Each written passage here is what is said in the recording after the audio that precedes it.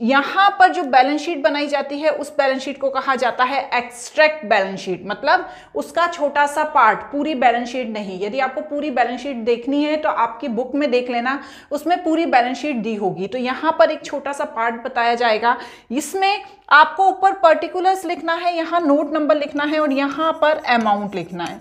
Clear? सबसे पहले आएगी इक्विटीज एंड लायबिलिटीज, उसके अंदर आएगा शेयर होल्डर फंड और उसके अंदर आएगी share capital and reserve and surplus.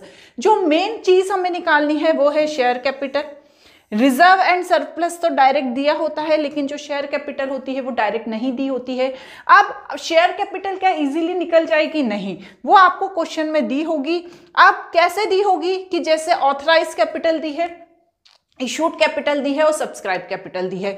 जैसा कि हमने इस इंट्रोडक्शन पार्ट में पढ़ा था, ऑथराइज कैपिटल का मतलब होता है वह कैपिटल जिस कैपिटल के साथ कंपनी बिजनेस स्टार्ट करना चाहती है। सपोज कोई कंपनी है, उसकी जो ऑथराइज कैपिटल है 1 CR, ठीक है, वो 1 करोड़ के साथ अपना बिजनेस स्टार्ट करना चाहती है। लेकिन यहां पर जो ये जरूरी नहीं है कि वो 1 करोड़ के साथ अपनी कंपनी स्टार्ट करेगी तो वो उतनी ही पैसा कंपनी पब्लिक से मांग लेगी। हो सकता है वो कम पैसा मांगे, 50 लाख ही मांगे।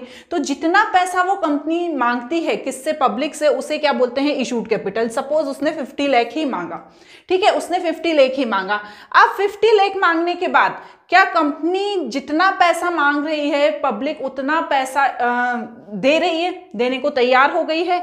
तो जितना पैसा कंपनी पब्लिक देने को तैयार होती है उसे कहते हैं सब्सक्राइब कैपिटल। सपोज उसने 40 लाख ही देने को तैयार हुई, कंपनी ने मांगे 50 लाख, लेकिन जो सब्सक्राइब कैपिटल है वो 40 लाख ही देने को तैयार हुई। अब 40 लाख में से भी कंपनी के पास जो शेयर होल्डर हैं उन्होंने कहा कि अभी 40 में से हम 30 लाख ही देंगे, 10 लाख हम बाद में देंगे। तो subscribe and fully paid up कितने हो गए? 30 लाख हो गए, लेकिन subscribe but not fully paid up कितने हो गए? 10 लाख हो गए।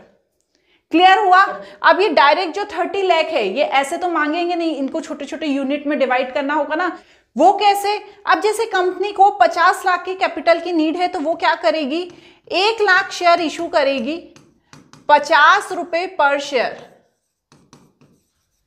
तभी तो 50 लाख होगा ना।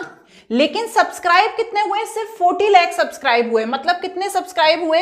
80,000 शेयर ही सब्सक्राइब हुए। 80,000 50 रुपीज के हिसाब से 40 लाख हो गया ना।